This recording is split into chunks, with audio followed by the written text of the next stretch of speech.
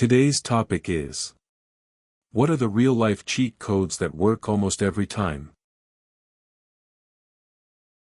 When you are working on something, like continuous progressive work, leave your work on something interesting so it's easy to restart. Works with coding projects, writing books, even constructing things. Being really nice to customer service reps sounds basic, but it's wild how often you get upgraded, refunded, or helped way faster just by being cool to the person who deals with everyone's anger all day. Had a young woman working for me. We worked closely together on a number of projects, so we got to know each other, warts and all. She was a very capable person, but there were times when she could be a pitta. But everybody at work, from the CEO to the loading dock, loved her. I asked her one time why everyone loves her the way they do. She said that whenever an interaction with someone else is ending, no matter what it was about, even if it was contentious, she always said/did something nice to about that person.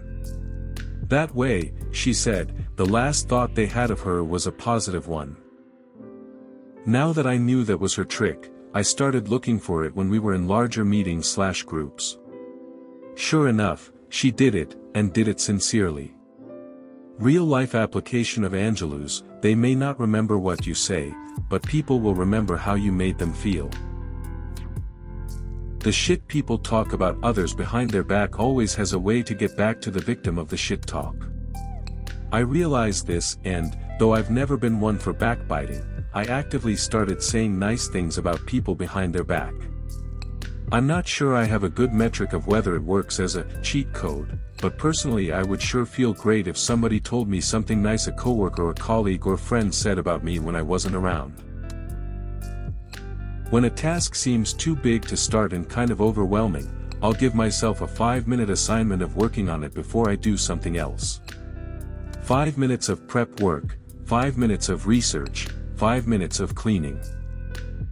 It's easier to be overwhelmed by an entire task than it is to be overwhelmed by just working on it for 5 minutes at a time, and sometimes you get to the end of that 5 minutes and find a little bit of gas in your tank you didn't have before. When you are walking somewhere at work, carry a piece of paper, glance at it occasionally like it's important. Everyone will assume you are doing something. This can also work as a student in HSBTW. I've ended up being a trainer at every job I've ever had. Anytime someone messes something up that you've taught them on more than one occasion. No problem, make the same mistake all the time, they don't get hung up on it. Next time I get to that step, remember this is the thing I've messed up before. Boom, they get it right. Thing learned. If you act confident, even if you're faking it, people rarely question you.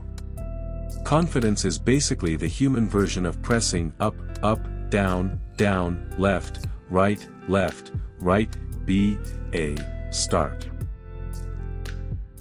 This is a big one. You know when you're walking along a narrow street and there's someone coming toward you, and you end up doing that awkward little, will I go this way or that way, dance with them until you finally get the fuck out of each other's way. Excruciating, right? Well, I've not had to do that shit for decades.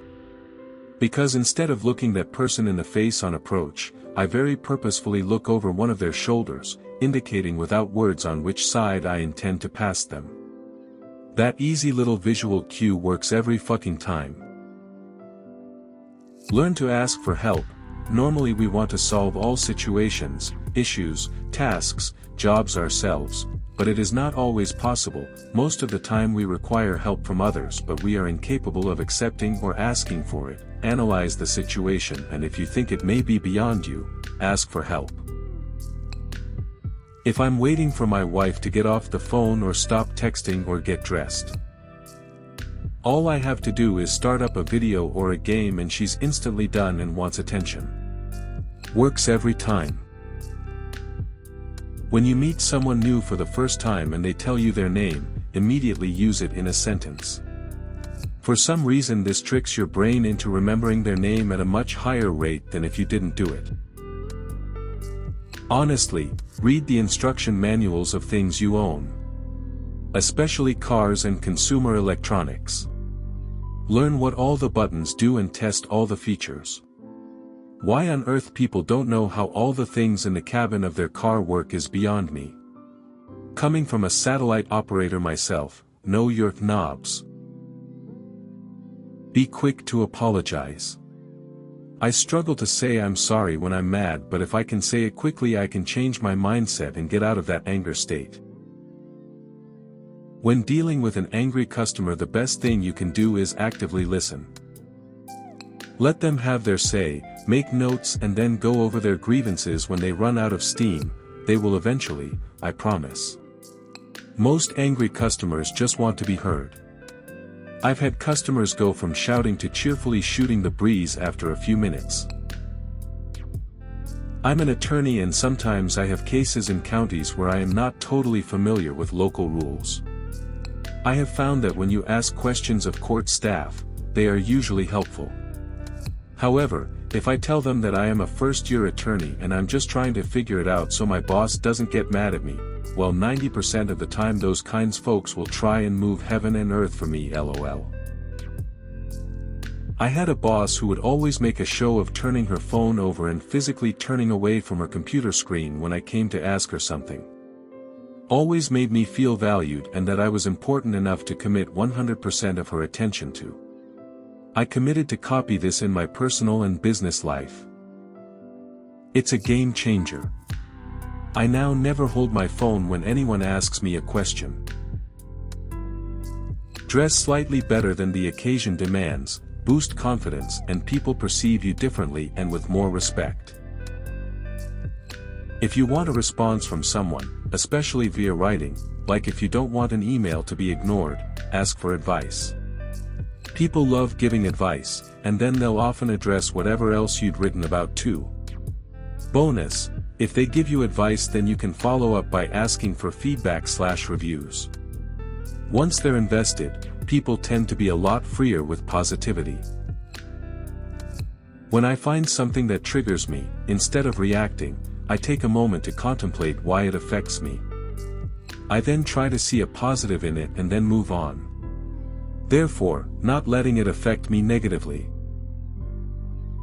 When in public, I make sure I don't block other people's way, am courteous and patient, don't hold up lines, don't cough or sneeze with mouth open, etc.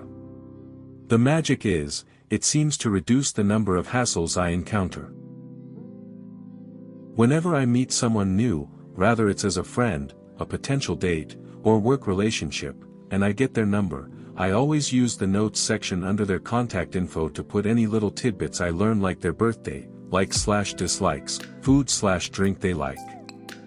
That way the next time I'm meeting up with them, I have topics of conversation, things to order at the restaurant that impress them that I remembered. People love when you remember the little things. The rule of yes, or the yes method. A very tried and true sales technique, used to prime someone to agree with you. All you have to do is get people to agree with you on little things and work up. So you might state opinions you know they agree with. Or you might make small requests you expect agreement to, like, can I borrow a pen? Then you work your way up to getting them to say yes to what you really want them to agree to. This works in reverse. The more someone has disagreed with you recently primes them to disagree with you more.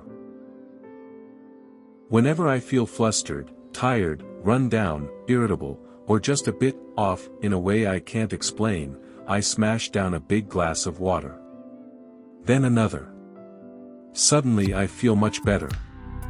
I think sometimes our bodies don't effectively pass on the signal of being thirsty, you just have to look for clues. Just called my internet company and told them I wanted to cancel my service. Immediately got a human. They dropped the price $25 per month without me arguing anything else at all. Took about 10 minutes on the phone. Annoying you have to call in the first place, but definitely worth making the call. You can get just about anywhere with a clipboard and a high-vis vest. It's actually your confidence that gets you in, but the vest and the clipboard help you convince yourself to have that confidence, and they discourage others from questioning you. On a daily basis, think about how you can help someone or make their lives better without them ever finding out. Makes one a better person, the world a little better, and gives me a reason to giggle when it works out. If you're having a panic attack, run ice-cold water over your wrists. I take it as a chance to check in on my breathing too, while bracing myself on the sink. If you're not sure if you're having a panic attack, give it a try and see if it helps. If you don't want to have uncomfortable silence with someone, just ask questions about them. People love to talk about themselves, and don't expect them to ask many back. I secretly judge people when I pick up on this behavior, good and bad. 1 for work. If you are struggling to get assistance with a problem from e.g. technical support, IT etc., pretend you have figured out how to solve it and write that solution down in an email to them. They will feel compelled to correct you immediately. You have to swallow your pride a little bit, but it's totally worth it for the results. I have done this literally hundreds of times in jobs at 5 or 6 different companies. If you go to a takeaway, find out the nationality of the guys serving you. Next time you go, if English isn't their first language, say thank you in their language. It's like 2 minutes to Google and memorize this. Maybe thank you, goodbye, something like that. Not every time, but probably more than half the time, you get free stuff, and the world is a little bit more welcoming. Unless it's actually an emergency, don't answer technically complicated messages during the first hour of my day before caffeine has kicked in. I am just a dumber, less capable person and my answers are often wrong in ways that seem obvious like an hour later. In work situations/meetings, ask open-ended questions that start with how, what, and why. People will perceive you as interested, and probably also more intelligent even if it's your only contribution. If you can't come up with a question, it's even enough to repeat the last word or 2 words someone is saying. People just start talking again and explain themselves further. And probably at some point you actually have something smart to say. Thanking people in line behind you for their patience makes them behave more patiently. It works every time. Throwing in an, "I'm sorry I'm a bumbling incompetent haha," before thanking them for their patience makes them laugh and puts them in a better mood on top of it.